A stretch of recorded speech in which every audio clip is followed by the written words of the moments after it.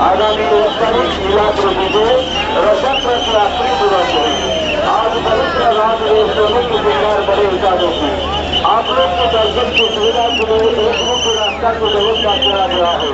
प्रत्येक दर्शनार्थी मार्केट के अंदर होकर आते हैं भगवान के दर्शन करके भगवान के रथ के मास्टर से बाहर निकल जाएंगे।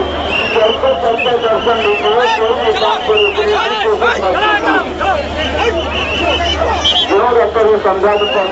संजात को संपूर्ण चलाए प्रमुख भोग सामग्री जथा शीघ्र रथ तलक ओह्लाई आसतु।